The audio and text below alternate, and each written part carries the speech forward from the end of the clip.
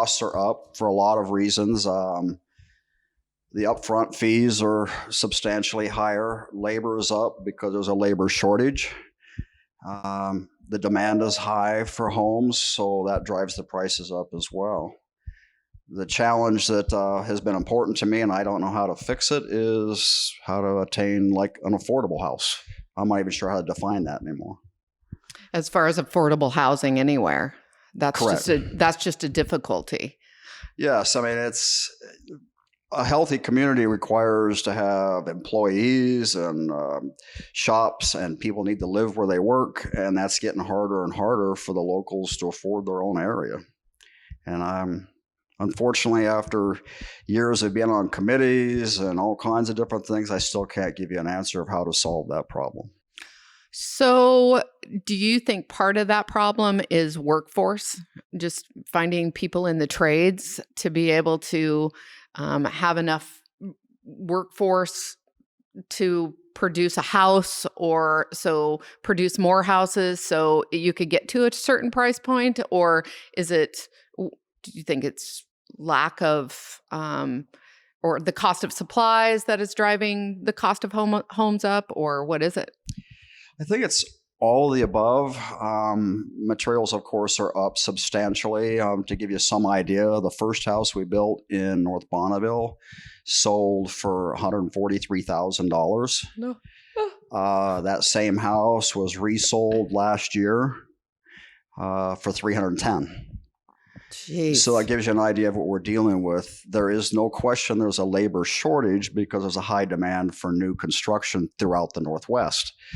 So everybody's fighting for the same subcontractors. It's a good thing that people are getting well paid now. It's a living wage, but it also drove the cost of the housing up. Oh, that makes sense. So as far as vocational programs for youth right now, what would you comment about that? I think vocational classes for kids heading into the high school days, maybe even pre-high school, if I go back, way back, I guess, when I was a kid and there were shop classes and everything else, most of those things are gone. We're lucky enough that Stevenson still has a vocational program put together called Rough Cuts, to where they are not only taught in-shop skills, but outside carpentry and construction skills. So we've been trying to help facilitate that as much as we can. Unfortunately, the last 20 years or so, schools have been pushing for everybody to go to college, and vocational skills has been, in my opinion, set aside. And we need those people to come into the trades. It's a good living wage now. Baby boomers like myself are leaving the trades, and there's no one coming to take our place. So why do you think it is that the kids entering the workforce are not looking to the trades as an option? Good question. I think part of it is they may not know that it's a viable option, to where they really truly are given choices. The programs in the high school are so limited that it's difficult for them to develop any kind of skill set or get a taste of it. Certainly not everybody needs to go to college. I did. Ultimately, I'm not sure how it helped my career in the trades. Hands-on was the, quickest education it helps your I could get. bookkeeping skills. Yes. Yeah. It's, That's where it helped.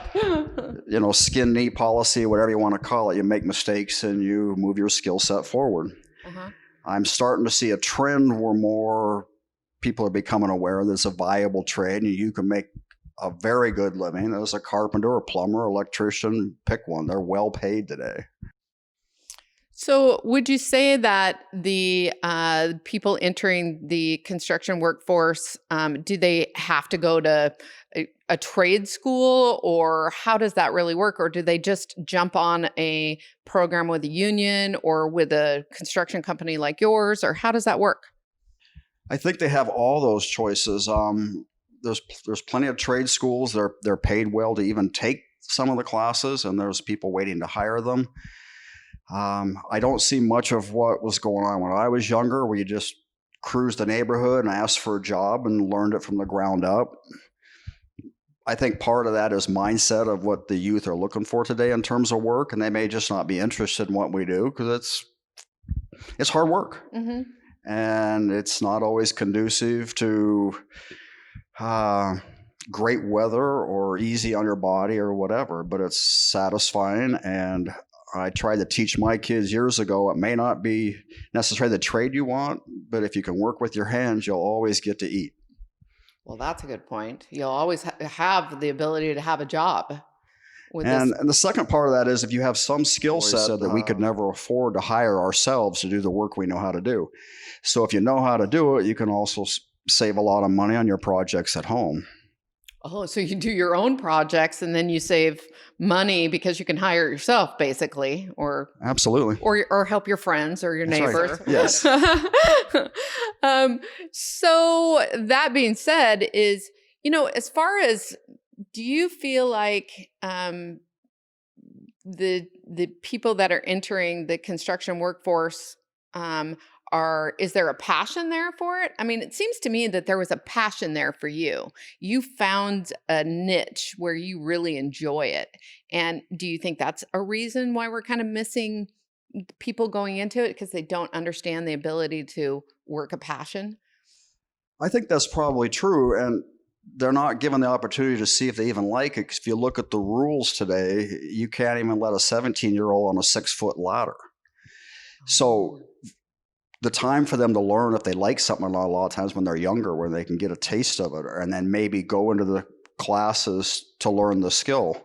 Well, by the time someone's 18 years old and allowed on a job site, you've missed a lot of opportunities going through that educational process, that training process, that what do I want to do with myself process. And so it becomes very difficult. We can't let them on the job site unless they're related. And that's about the only way we can get them there when they're pre-18. Oh, that's interesting, because I didn't realize that. I knew that there was restrictions on under 18, but that's interesting. And I guess it does make sense because you don't want somebody that's under 18 up on a 20-foot ladder. But again, it's as far as training and things like that. So with those restrictions, or restrictions for anybody, even if they're over 18, how do you go through the training process with somebody as far as using power tools and that type of thing? Probably the best example is one of the guys that worked with us now. He's been with me since 98. In 98, I don't think he could hold his pants up and read a tape measure at the same time. And so he just started at the bottom, and you just flat go through the process, and one skill led to the next. And now I'm happy to say his skill set's better than mine in so many of the areas of dealing with the clients and all the loose ends that come with building a home, because we're small. So we do pretty much everything from foundation to the finish work, depending on what's needed. And he has that skill set. It's just been, 20 years. Wow, that's a great story. A great success story. So, this is from a business owner standpoint. What is one of the things that you love most when training employees? Well, I think the training of employees, or being a realtor or being a builder, where you're working with somebody and helping them either accomplish a dream or improve a skill set, is always rewarding. To watch, going back to the gentleman I just referred to, we just finished a project and he built his best project ever. And to watch him say that he did it from start to finish, he had to figure it out. He had to build it. And it was a gorgeous deck hanging over a lake. And there's no way that any of us can really appreciate all the time and energy and the years it took for him to accomplish that on his own. Oh, so the pride he took in his own work brought you a certain sense of pride for somebody that you have brought up through the trade. Oh, absolutely. And because of where we live, it's a tight-knit community. It's a tight-knit business. I mean, if you're either good friends or almost family across the board. And that's why I like working up where we work. And shoot, we're lucky enough now that all our work's within 5 miles. No.